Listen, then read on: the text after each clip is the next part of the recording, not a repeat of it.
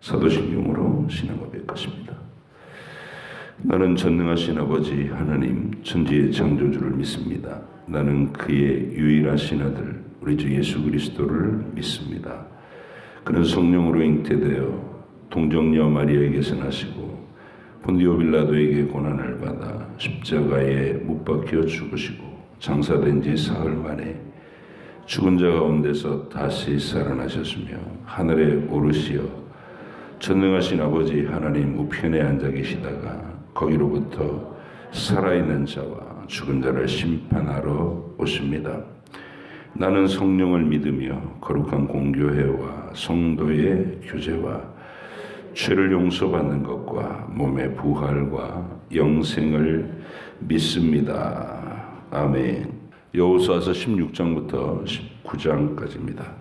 요셉 자손이 제비 뽑은 것은 여리고샘 동쪽 곳 여리고 곁 요단으로부터 광야로 들어가 여리고로부터 베델 산지로 올라가고 베델에서부터 루스로 나아가 아렉 족속의 경계를 지나 아다롯에 이르고 서쪽으로 내려가서 야블렛 족속의 경계와 아래 베토돈과 게세레까지 이르고 그 끝은 바다라. 요셉의 자손 므낫세와 에브라임이 그들의 기업을 받았더라. 에브라임 자손이 그들의 가족대로 받은 지역은 이러하니라. 그들의 기업의 경계는 동쪽으로 아다롯 앗달에서 윗 베토론에 이르고 또 서쪽으로 나아가 북쪽 믹무다에 이르고 동쪽으로 돌아 다하나 실로에 이르러 야노아 동쪽을 지나고 야노아에서부터 아다롯과 나아라로 내려가 여리고를 만나서 요단으로 나아가고 또 답부아에서부터 서쪽으로 지나서 가나 시내에 이르나니 그 끝은 바다라. 에브라임 자손의 지파가 그들의 가족대로 받은 기업이 이러하였고 그 외에 므낫세 자손의 기업 중에서 에브라임 자손을 위하여 구분한 모든 성읍과 그 마을들도 있었더라. 그들이 게셀에 거주하는 가나안 족속을 쫓아내지 아니하였으므로 가나안 족속이 오늘까지 에브라임 가운데 거주하며 노역하는 종이 되니라. 므낫세 지파를 위하여 제비 뽑은 것은 이러하니라. 므낫세는 요셉의 장자였고 므낫세의 장자 마길은 길르앗의 아버지라. 그는 용사였기 때문에 길르앗과 바산을 받았으므로 므낫세의 남은 자손을 위하여 그들의 가족대로 제비를 뽑았는데 그들은 곧 아비에셀의 자손과 헬렉의 자손과 아스리엘의 자손과 세geb의 자손과 헤벨의 자손과 스미다의 자손이니 그들의 가족대로 요셉의 아들 므낫세의 남자 자손들이며 헤벨의 아들 길르앗의 손자 마길의 증손 므낫세의 현손 슬로브핫은 아들이 없고 딸뿐이요 그 딸들의 이름은 말리아 노아와 호글라와 밀가와 디르사라.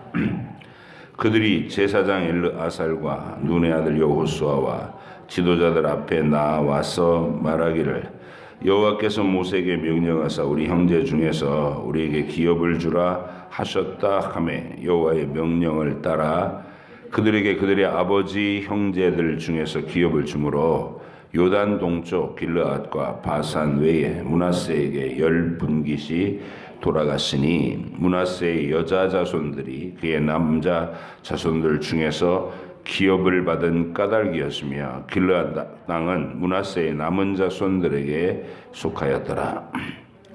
므낫세의 경계는 아셀에서부터 세겜 앞 믹무닷까지이며 그 오른쪽으로 가서 엔 답부아 주민의 경계에 이르나니 답부아 땅은 므낫세에게 속하였으되 므낫세 경계에 있는 답부아는 에브라임 자손에게 속하였으며 또 그 경계가 가나 시내로 내려가서 그 시내 남쪽에 이르나니 므낫세의 성읍 중에서 이 성읍들은 에브라임에게 속하였으며 므낫세의 경계는 그 시내 북쪽이요 그 끝은 바다이며 남쪽으로는 에브라임에 속하였고 북쪽으로는 므낫세에 속하였고 바다가 그 경계가 되었으며 그들의 땅의 북쪽은 아셀에 이르고 동쪽은 이사갈에 이르렀으며 이사갈과 아셀에도 므낫세의 소유가 있으니 곧 벳스안과 그 마을들과 이블르함과 그 마을들과 돌의 주민과 그 마을들이요 또 엔돌 주민과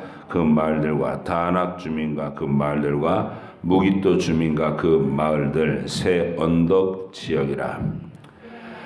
그러나 므낫세 자손이 그 성읍들의 주민을 쫓아내지 못하며 가나안 족속이 결심하고 그 땅에 거주하였으니 이스라엘 자손이 강성한 후에야 가나안 족속에게 노역을 시켰고 다 쫓아내지 아니하였더라.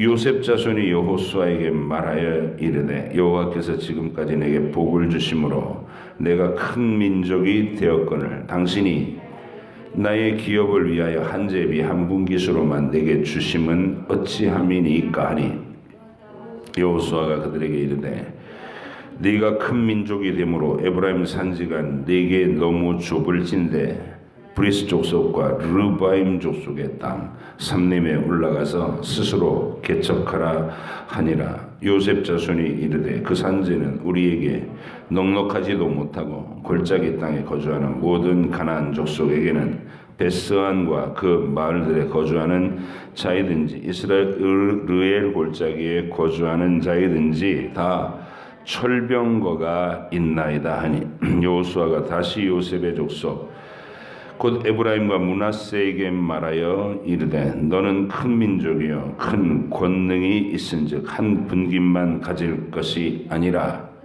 그 산지도 내 것이 되리니 비록 삼림이라도 네가 개척하라. 그 끝까지 내 것이 되리라.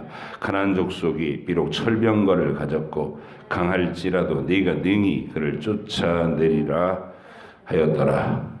이스라엘 자손의 온 회중이 실로에 모여서 거기에 회막을 세웠으며 그 땅은 그들 앞에서 돌아와 정복되었더라. 그러나 이스라엘 자손 중에 그 기업의 분배를 받지 못한 자가 아직도 7지파라. 여호수아가 이스라엘 자손에게 이르되 너희가 너희 조상의 하나님 여호와께서 너희에게 주신 땅을 점령하러 가기를 어느 때까지 지체하겠느냐. 너희는 각 지파에 3사람씩 선정하라. 내가 그들을 보내리니 그들이 일어나서 그 땅에 두루 다니며 그들의 기업에 따라 그 땅을 그려가지고 내게로 돌아올 것이라. 그들이 그 땅을 7부분으로 나누어 유다는 남쪽 자기 지역에 있고 요셉의 족속은 북쪽에 있는 그들의 지역에 있으니 그 땅을 7부분으로 그려서 이곳 내게로 가져오라. 그러면 내가 여기서 너희를 위하여 우리 하나님 여호와 앞에서 제비를 뽑으리라. 레위 사람은 너희 중에 분깃이 없나니 여호와의 제사장 집뿐이 그들의 기업이 됨이며 갓과 루벤과 므낫세 반지파는 요단 저편 동쪽에서 이미 기업을 받았나니 이는 여호와의 종 모세가 그들에게 준 것이니라 하더라. 그 사람들이 일어나 떠나니 여호수아가 그 땅을 그리러 가는 사람들에게 명령하여 이르되 가서 그 땅을 두루 다니며 그것을 그려가지고 내게로 돌아오라. 내가 여기 실로의 여호와 앞에서 너희를 위하여 제비를 뽑으리라 하니 그 사람들이 가서 그 땅으로 두루 다니며 성읍들을 따라서 7부분으로 책에 그려서 실로 진영에 돌아와 여호수아에게 나오니 여호수아가 그들을 위하여 실로에 여호와 앞에서 제비를 뽑고 그가 거기서 이스라엘 자손의 분파대로 그 땅을 분배하였더라. 베냐민 자손 지파를 위하여 그들의 가족대로 제비를 뽑았으니 그 제비 뽑은 땅의 경계는 유다 자손과 요셉 자손의 중간이라. 그들의 북방 경계는 요단에서부터 여리고 북쪽으로 올라가서 서쪽 산지를 넘어 또 올라가서 벳아웬 항무지에 이르며 또 그 경계가 거기서부터 루스로 나아가서 루스 남쪽에 이르나니 루스는 곧 베델이며 또 그 경계가 아다롯 앗달로 내려가서 아래 베토론 남쪽 산 곁으로 지나고 베토론 앞 남쪽 산에서부터 서쪽으로 돌아 남쪽으로 향하여 유다 자손의 성읍 기럇 바알 곧 기럇 여아림에 이르러 끝이 되나니 이는 서쪽 경계이며 남쪽 경계는 기럇 여아림 끝에서부터 서쪽으로 나아가 넵도와 물 근원에 이르고 르바임 골짜기 북쪽 흰놈의 아들 골짜기 앞에 있는 산 끝으로 내려가고 또 흰놈의 골짜기로 내려가서 여부스 남쪽에 이르러 엣 로게렐로 내려가고 또 북쪽으로 접어들어 엣 엔세메스로 나가서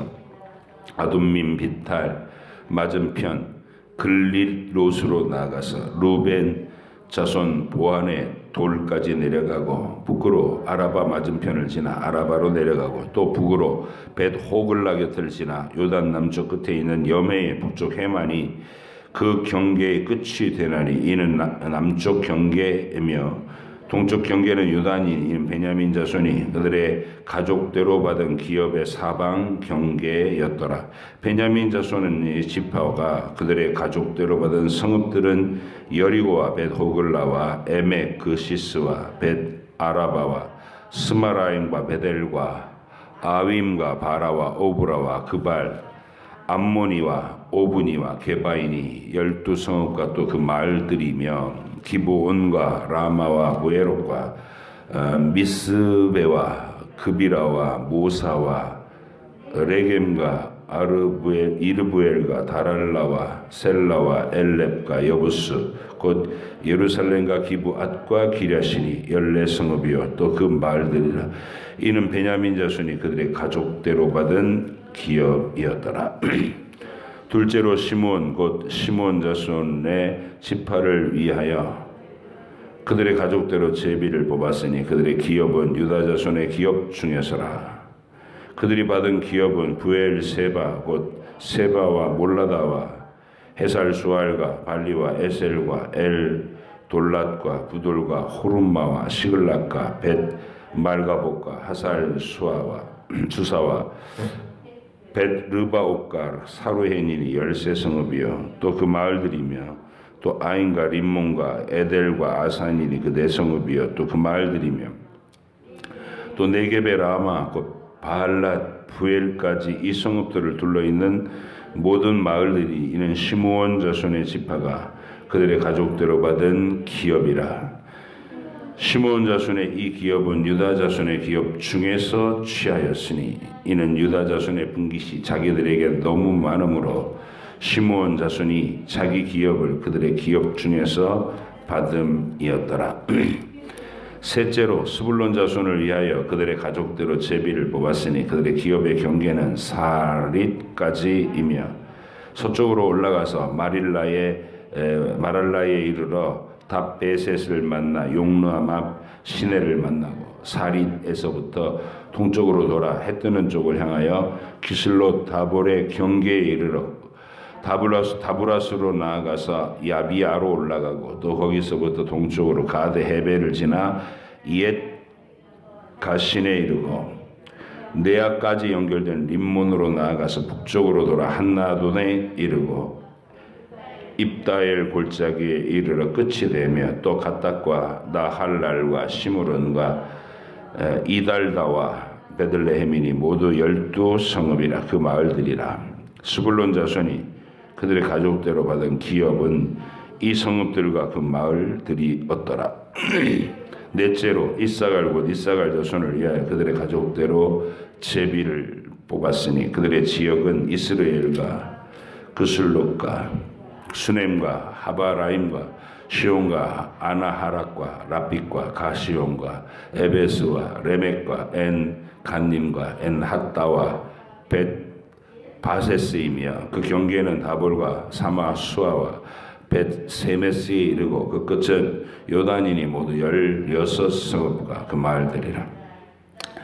이사갈 자손 지파가 그 가족대로 받은 기업은 이 성읍들과 그 마을들이었더라. 다섯째로 아셀 자손의 지파를 위하여 그 가족대로 제비를 뽑았으니 그들의 지역은 헬갓과 할리와 베델과 악삽과 알람멜렉과 아마과 미살이며 그 경계의 서쪽은 갈멜을 만나 시월 림낫에 이르고 해 뜨는 쪽으로 돌아 벤 다곤에 이르며 스불론을 만나고 북쪽으로 입다엘 골짜기를 만나 벳 에넥과 느엘에 이르고 갑을 왼쪽으로 나아가서 에브론과 르흡과 함몬과 가나를 지나 큰 시돈까지 이르고 돌아서 라마와 견고한 성읍을 두로에 이르고 돌아서 호사에 이르고 악십 지방 곁 바다가 끝이 되며 또 움마와 아벡과 루호빈이 모두 22성읍과 그 마을들이라. 아셀 자손의 지파가 그 가족대로 받은 기업은 이 성읍들과 그 마을들이었더라.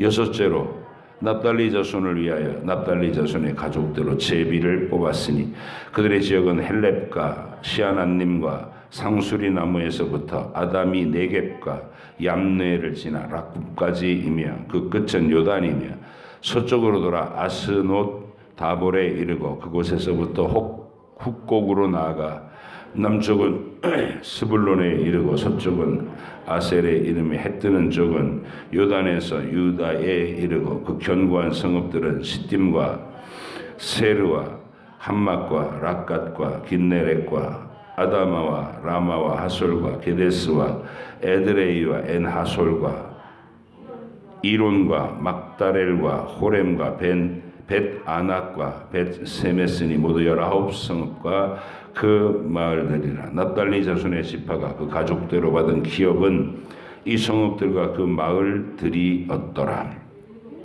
일곱째로 단 자손의 지파를 위하여 그들의 가족들의 제비를 뽑았으니 그들의 기업의 지역은 소라와 에스다울과 이르세메스와 사알라빈과 아얄론과 아들라와 엘론과 딥나와 에그론과 엘드게와 기프돈과 바알락과 여훗과 브네브락과 가드림몬과 메알곤과 락곤과 요빠 맞은편 경계까지라. 그런데 단자손의 경계는 더욱 확장되었으니 이는 단자손이 올라가서 레셈과 싸워 그것을 점령하여 칼날로 치고 그것을 차지하여 거기 거주하였습니다. 그들의 조상 단의 이름을 따라서 레셈을 단이라 하였더라. 단 자손의 지파가 그에 딸린 가족대로 받은 기업은 이 성읍들과 그들의 마을들이었더라. 이스라엘 자손이 그들의 경계를 따라서 기업의 땅 나누기를 마치고 자기들 중에서 눈의 아들 여호수아에게 기업을 주었으니 곧 여호와의 명령대로 여호수아가 요구한 성읍 에브라임 산지 딥나세라를 주매 여호수아가 그 성읍을 건설하고 거기 거주하였더라. 제사장 엘르아살과 눈의 아들 여호수아와 이스라엘 자손의 지파의 족장들이 실로에 있는 회막문 여호와 앞에서 제비 뽑아나는 기업이 이러하니라. 이에 땅 나누는 일을 마쳤더라. 아멘. 기도하겠습니다. 하나님 아버지, 우리에게는 낯선 지역의 지명 이름이 끝도 없이 나열되지만 이스라엘 백성들에게는 하나님이 약속하신 그 기업의 땅을 현실의 자기들의 땅으로 확정짓는 감격스러운 장면이라는 것을 우리가 놓치지 않게 하시고, 이 이야기와 나와 상관이 없는 이야기가 아니라 우리도 천국의 땅을 이렇게 하나님 앞에 구체적으로 확정적으로 영원한 내 소유로 약속받았다는 사실을 분명히 알고 이 땅에서 그 천국의 지경을 넓힐 수 있는 또 영화롭고 존귀한 그런 기념될 이름을 얻을 수 있는 우리의 신앙 행적을 남기게 하시고, 어찌하든지 하나님 앞에서 부름의 상, 생명의 면류관, 하나님의 칭찬을 바라보며 우리가 이 땅에서 다름질해가는 경주자로 살아내게 해주시기를 원합니다. 오늘도 읽은 이 말씀 속에서 하나님의 교훈들을 찾아내게 하시고 보이는 만큼 또 순종하게 하여 주옵소서. 감사드리며 예수님의 이름으로 기도하옵나이다. 아멘. 네. 여호수아서가 출애굽기도 마찬가지고 앞부분에서 막 드라마틱하게 전개되는 사건 이야기가 끝난 다음부터는 좀 읽기가 굉장히 고통스러운 면이 있죠. 그러니까 성경의 초보 독자들은 이걸 왜 읽어야 되지? 이런 생각에 빠질 때가 많습니다. 그래서 출애굽기 절반 부분, 후반부죠, 후반부. 성막에 대한 거기 있는 물건들을 다 그림으로 안 그려주고 말로 다 설명해 놓은 거죠. 그 부분을 지나기가 사람들이 많이 힘들어해요. 그래서 이제 꼼수를 쓰면 그 그림 한 장 몇 장만 톡톡톡 붙여놓고 이게 성막이다, 이게 물두멍이고 이게 번제단이고 이게 딱 보여주면 될 것 같은데 우리 그렇게 생각하잖아요, 우리는. 근데 하나님은 말씀을 그런 식으로 대하지 못하도록 하신 거예요. 그림을 그려놨으면 흘끗 보고 알았어요 그리고 지나간다고. 그림으로 보여주면 그래, 직관적이기 때문에. 내 말로 설명하면 그걸 막 설명되는 말 속에서 내 머릿속에 내가 그려야 되는 거예요. 내가 다 그려내고. 그게 천국과 같은 거예요. 보이지 않는 약속의 천국을 하나님께서 약속해 주시는 말씀을 통해 또 목격자들이 전해주는 그 증언을 통해서 내 마음속에 다시 영화로운 그림으로 그려내고 그걸 붙잡는 것. 그게 우리가 믿음이라고 하는 거예요. 실체가 아직은 보이지 않는 약속에 속한 것, 하늘에 속한 것을 하나님이 설명해 주시는 걸 듣고 또 선지자들이 전해주는 걸 듣고 그림으로 그려내는 것. 그래서 성경 기록도 딱 그렇게 해놓으셨다. 그 시대에 뭐 화공이 없었던 것도 아니고 그 시대에 무슨 정교한 건축술이나 설계도가 없었던 것도 아니에요. 하나님이 하시고자 하셨으면 얼마든지 설계도 딱 그려놓고 자 성막의 설계도 조감도 이렇다, 이거 눈으로 봐라 이러고 지나갈 수도 있었던 건데 그걸 다 말로 쓰셨다는 겁니다. 기억하시고 그 중요성에 대해서도 이게 여러분이 이제 성경을 가르치는 자, 아이에게 성경을 읽으라고 동기부여를 하고 잔소리를 해야 되는 교사 어머니로서의 입장에 서 있을 때 애들이 그럴 거 아니에요. 아 너무 지루해요. 이거 왜 읽어야 돼요? 이렇게 얘기하면 읽으라고 하면서 이런 얘기도 해주실 수 있어야 돼요. 우리는 하나님의 말씀을 존귀하게 돼야 된다. 우리 예수님, 하나님의 아들인 예수님은 그 말씀에 토시 하나, 점 하나까지도 귀중하게 여기셨다. 너도 그렇게 해라. 읽어라. 한 글자도 놓치지 말고 읽어라. 그렇게 말할 수 있는 여러분이 됐으면 좋겠고, 그다음에 여호수아서가 이게 앞부분에 라합 등장하고 기브온 주민 얘기 등장하고 이런 건 재밌게 끌어갈 수 있어요. 줄거리가 있으니까. 근데 이거는 이제 우리가 어제 부분부터인가요? 계속 끝없는 동네 이름만 나오는 거예요. 이게 고통스럽죠, 여기가. 근데 이 속에서도 여러분이 하나님의 은혜를 좀 묵상할 수 있으면 좋겠어요. 이렇게 우리한테는 지루해요. 그죠? 왜냐하면 나랑 상관없는 땅 같고 내가 모르는 땅이니까. 우리한테는 또 예수님이 막 걸어다니던 신약의 이름으로 뭐 갈릴리 땅이라든지 뭐 데가볼리 뭐 하나님 우리 주님이 그 기적을 일으켰던 벳세다 들녘 뭐 이런 식의 지명이 나오면 거긴 친숙하게 느껴서 끌어당겨지는데 구약 시대의 변경은 어디서부터 어디까지라는 거야 모르고 우리가. 그리고 그냥 동네 이름만 나오니까 지루하기 쉬운데 우리한테는 지루하지만 이제 제가 늘 말씀 속으로 들어가라 그랬잖아요. 그 현장에 한번 들어서 내가 실제로 이 지파에 어느 지파에 속해갖고 막 다른 지파들의 그 지역이 발표가 막 되면 이야 저 지파도 확실하게 터전을 얻었구나 그런 축하하는 마음이 그 현장에 있는 거고 이제 막 그 기다리다가 이제 드디어 우리 지파 거 발표되는데 자 아무개 지파는 여기서부터 여기까지 대충 그리고 끝나버려. 그러면 난리 나죠. 그래서 그 지파에는 막 꿈 같은 거예요. 그 하나하나의 마을들이 이렇게 발표될 때마다 우리는 여기 있구나, 확실하구나, 막 이러면서 행복해지는 거.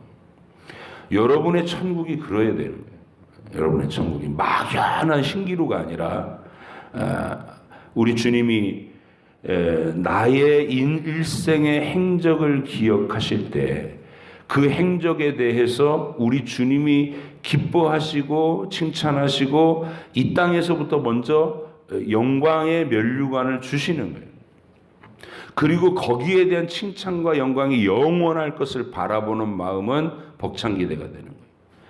그게 사도 바울의 행적입니다. 눈으로 보기에는 사도 바울의 행적은 사람들이 보기엔 시시해 보였어요. 베드로처럼 좀 한 방이 있는, 그래서 막 이렇게 대규모의 어떤 집회가 이루어지고 대규모의 성과가 있는 예루살렘 교회처럼 북적북적거리고 막 수천 명이 설교 한번 듣고 돌아오고 막 이런 업적이잖아요, 그런 게. 그래서 베드로는 이름이 막 베드로 사도 그러면 전부 어느 지역에 가든 껌뻑 주는 거예요, 베드로 사도. 그리고 베드로 사도는 번듯하게 아내도 데리고 다니고. 그러니까 오늘날로 얘기하면 대형교회 목사님이에요, 베드로가. 사람들한테 어디선가든 존경받고. 근데 실상은 베드로는 허점이 많죠. 구멍이 있었어요. 명성은 화려한데 아직은 본인 속에서 그 확고한 신학적인 어떤 안목이 제대로 서 있지 않아서 유대인과 이방인 사이에 어떻게 접촉점을 맺어야 되는지, 자기가 친히 하나님의 계시를 받고 고넬료 집에 방문까지 하고 그랬으면서도 그걸 신학적으로 딱 정립해가지고 이게 유대인들이 이방인을 할례를 가지고 멸시하는 건 돼서는 안 될 일이구나, 이걸 알고 딱 중심을 짚어야 되는데 그런 거 없이 그냥 호의적인 마음으로 안디옥 교회 방문해가지고 이방인들과 교제한다고 뭐 분위기 좋았죠. 처음에는 이방인 형제들하고 같이 식사도 하고 유대인으로서 하지 못할 일을 이제 용기 있게 한 거잖아요. 고넬료 집에서도 이미 그렇게 하나 하라고 하셨으니까. 근데 했으면 끝까지 했어야 되는데 예루살렘에서 좀 시끄러운 막 그 유대주의자들이 내려오니까 그들의 눈치를 보고 슬그머니 도망가 버리는, 그게 베드로예요. 그래서 이제 그러한 모습을 가지고 우리는 베드로의 위상을 볼 수 있는 거죠. 천국에서의 베드로의 위상은 어떨 것인가. 근데 사도 바울은 사람들이 보기엔 늘 초라해 보였어요. 그의 명성이 결코 다른 사람에 비해서 딸리는 사람이 아니에요.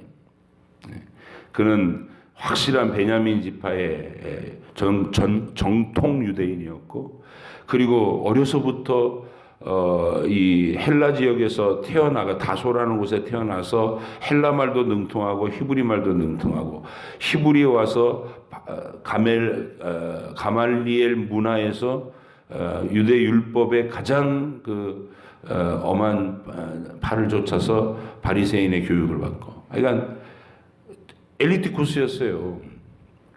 근데 그랬던 거가 예수님 만나고 다른 사람들 보기엔 다 바보가 된 거예요.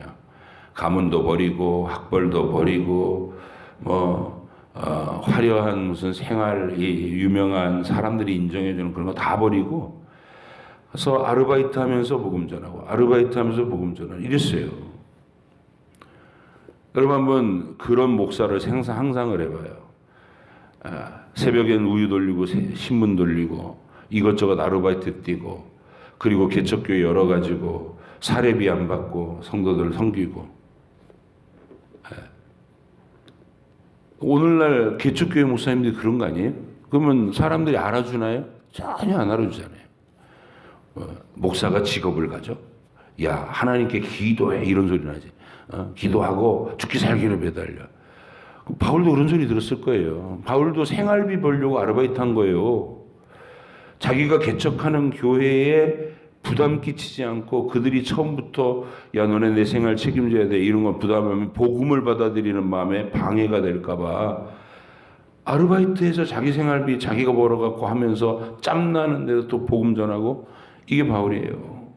그게 바울은 그렇게 했는데 가는 곳마다 방해가 있죠. 수천 년 동안 흑암의 세력 아래 짓눌려 있었고 귀신들이 횡행하고 우상숭배가 난무하고 성적 타락이 난무하는 그런 헬라의 세계에 동네마다 들어가서 예수님 증거하면 막 저항이 일어나고 폭동이 일어나고 그래도 교회는 서더라.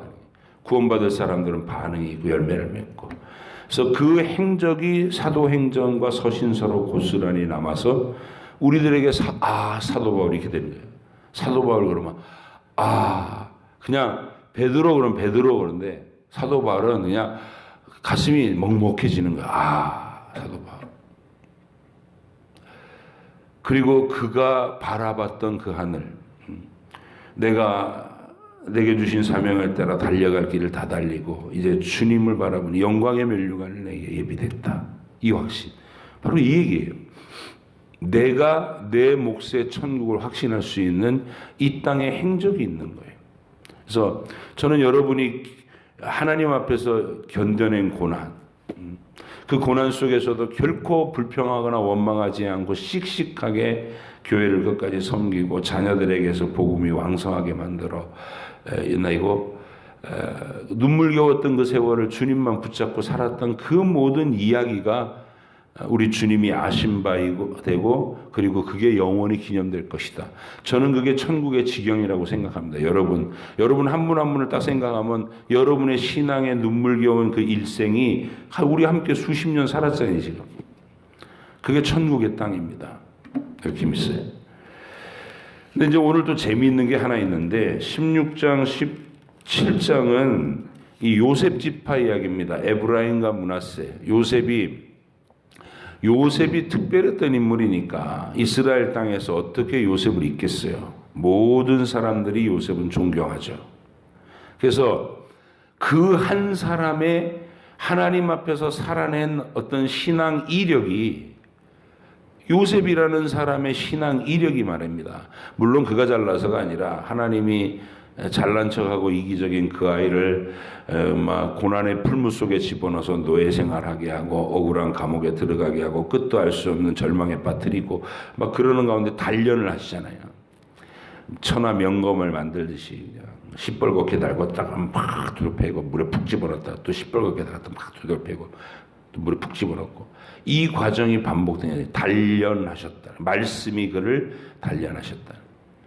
드디어 15년 만에 사실은 15년이 아니라 30살에 총리가 되고 그리고 하나님께서 만나게 하실 때까지 인내한 10년 가족들 안 찾아요.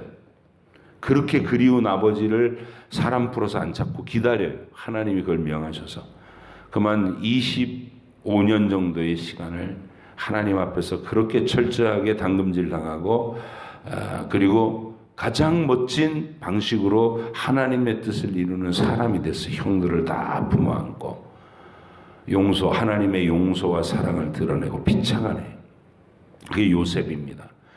그 요셉의 그 뛰어나고 탁월한 순종의 행적이 아버지 야곱을 감동시켰고 아버지 야곱을 감동시킨 게 아니라 하나님을 감동시킨 것이죠. 그래서 하나님이 너는 두 몫이다 이렇게 되는 거예요.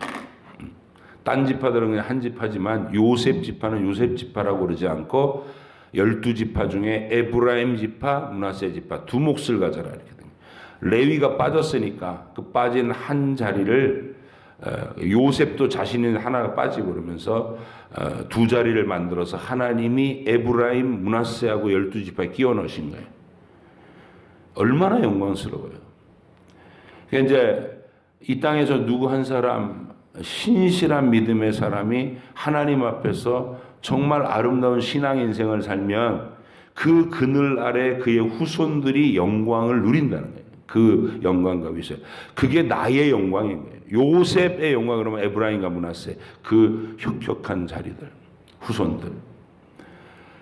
그런데 여기서 함정이 있어요. 그렇게 하나님이 번영하게 하시고 크게 하시고 유명하게 만들어 놓으면 반드시 이 우리에 있는 남아 있는 죄의 본성이 막 이렇게 날뛰기 시작한다는 거예요. 배부르고 등 따숩고 유명해지고 힘있고 멋대로 할 수 있는 권력이 생기면 교만이 들어간다. 교만은 모든 것을 망쳐요. 아주 썩게 만드는 거예요. 사탄도 교만 때문에 망한 거예요. 그렇게 천사 중에 최고의 영화로운 지위를 줬더니 자기 모습에 스스로 도취돼가지고 내가 하나님하고 다를 게 뭐 있어? 이러고 굴러떨어진 거예요. 그게 사탄의 흉측한 몰골인 거예요. 교만 들어가면 다 썩어요. 교만 들어가면 아무짝에도 못 써요. 근데 에브라임과 므낫세 여기 보니까 오늘 교만을 떨어요. 보니까 여러분 읽으면서 못 느끼셨어요? 예, 할 일은 제대로 안 해놓고 말은 불만이 많은 인간이 되는 거예요. 그 뭐냐면 너희가 나를 이런 식으로 대우해. 우리가 누군 줄 알아? 우린 요셉 지파야. 이런 게 있는 거예요. 가지고 두 에브라임 지파의 10절에서도 16장 10절에서도 그들이 게셀에 거주하는 가나안 족속을 쫓아내지 아니하였으므로 가나안 족속이 오늘까지 에브라임 가운데 거주하며 노역하는 종이 되니라. 불길하죠? 뭔가 안 좋은 전조가 있는 거예요. 17장에서도 12절 보세요. 17장 12절. 그러나 므낫세 자손이 그 성읍들의 주민을 쫓아내지 못하며 가나안 족속이 결심하고 그 땅에 거주하니 나중에 북이스라엘이라는 그 땅으로 분리돼 가지고 이 땅이 완전히 하나님을 배반한 우상 숭배의 땅이 되는 이유가 있는 게 처음부터 그럴 하얗고를 남겨놨다고. 그러니까 정복을 철저히 해갖고 신앙적으로 딱 모든 걸 정리하는 이 갈렙과 같은 여호수아와 같은 신앙이 이들에게는 없었어요. 왜? 자기들은 우린 요셉 지파야. 여기에 거들먹거림이 있는 거들먹거림. 그리고서 나와가지고 여호수아한테 하는 말본세 좀 보세요. 우리는 에브라임 지파고 므낫세 지파, 우린 요셉의 지파인데 왜 우리를 이렇게 대우하냐? 왜 땅을 요것밖에 안 주냐? 이러고 있어요. 했더니 여호수아가 답답하니까 이런 말을 합니다. 산지들이 널렸다. 거기는 누구도 서로 탐내지 않고 가려하지 않으니까 너희가 갈렙이 했던 것처럼 저 산지를 내게 달라고 넓게 정복해라. 정복은 안 해놓고 아주 쉽게 그냥 날로 먹을 땅만 슬쩍 집어넣어 놓고 왜 땅이 부족합니다 이러고 있다는 거예요. 제대로 정복도 안 해요. 가나안 땅 그 주민들 그대로 다 살려놓고. 이게 보여야 돼요, 여러분. 읽으면서. 그럼 보이면 이제 이게 요셉의 명성이 이 후대에 와서는, 수백 년이 지난 후대에 와서는 이런 교만한 인간들로 망해져 가고 있구나. 허상을 보는 거죠. 그래서 우리가 두렵다. 그러니까 교회 안에서 내가 중심 인물이 되고 내 신앙 고백이 뚜렷해서 하나님 사람들에게 칭찬받는 인물이 되고 그럴 때 잊지 말아야 될 것은 겸손을 내 스스로가 고개를 숙이고 그리고 자녀들에게도 그 겸손을 가르치는 거 잊지 말아야 된다 이 말이에요. 에브라임과 므낫세의 비극을 기억해라. 여러분 갈렙은 얼마나 담대합니까? 그 노구에도 헤브론을 르바임 족속들이 있는 그 철병거 있는 그 땅을 막 정복하고 그러잖아요. 근데 이것들은 그 산지 점령해라 그랬더니 그 사람들은 철병거를 가지고 있단 말이에요. 어떻게 싸워요? 이러고 하는 일마다 밉상인 거예요. 잘 보세요. 얼마나 밉상인가. 할 일은 제대로 안 하고 거들먹거리고 또 불평하고. 우리가 반드시 경계해야 될 이게 교만한 교인의 모습이 딱 여기 있는 겁니다. 그 다음에 시므온 지파 보세요. 19장 시므온 지파들. 시므온 지파하고 저는 읽으면서 어떤 느낌이 들었냐면 베냐민 지파와 시므온 지파의 경우를 좀 이건 말씀을 드려야 되겠다는 생각했는데 베냐민 지파는 유다 지파 바로 옆에서 기업을 얻었잖아요. 근데 이 베냐민 지파가 말씀과 언약에 충실한 유다 지파 옆에서 이렇게 기업을 얻었다는 게 훗날에 복이 됩니다. 나라가 분열됐을 때 북이스라엘과 남유다로 분열됐을 때 사실은 남유다 이렇게 유다를 중심으로 지칭하지만 그 남유다의 베냐민도 같이 언약을 지켰어요. 배반하지 않고. 이게 왜 은혜냐? 이웃을 잘 도라 그 말이야. 믿음 좋은 사람하고 친하고 말씀 덕담을 이게 늘 하나님께 대한 나눔을 잘하고 이게 평생의 유익이고 후대에도 유익이다. 믿음 좋은 사람 옆에 살아라. 믿음 좋은 사람하고 친하고 말씀을 늘 중요하게 여기는 사람과 대화하고 이게 중요합니다. 시므온 자손은요 더부살이에요. 유다 지파의 땅이 너무 넓어가지고 거기서 그냥 겨우 야 너네는 여기서 이렇게 그냥 우리 땅에서 유다는 너그럽게 자기들이 넉넉하게 받았으니까 그래 시므온 너네 몇 사람 되지도 않지? 왜 몇 사람도 안 되나요 그때? 벳부올 사건으로 반토막 났거든요. 반토막. 음행하다가 하루에 23,000명이 죽어서 반토막 난 종족이 됐어요. 그래서 야 너네는 여기서 우리가 땅 내줄 테니까 여기서 살아. 부끄러운 당대의 부끄러운 이름이 시므온 지파예요. 초라했고 남의 땅에 호의를 입어서 겨우 이렇게 더부살이했던 시므온. 이런 생각들을 쭉 해보면 이 속에도 스토리가 들어있는 거예요. 이 끝없는 동네 이름 속에도 그런 것들을 읽을 줄 알고 깨달을 수 있으면 여러분들이 성경에 더 신실한 독자들이 돼가고 하나님 앞에서 묵상할 재료들도 점점 더 깊어지고 넓어질 줄 압니다. 기도하겠습니다. 하나님 아버지 감사합니다. 주님께서 여호수아를 통해 정복하는 그 땅의 정복 이야기를 우리에게 들려주시고 한 지파도 너희가 잘못했다고 해서 제외시켜버리고 땅을 주지 아니한 지파가 없고 하나님은 넉넉하게 모두의 삶의 지경을 그어주셨습니다. 우리가 믿음이 신실하든지 아니면 어영부영하든지 주님은 우리를 다 붙잡으시고 끝까지 인도하실 줄 믿습니다.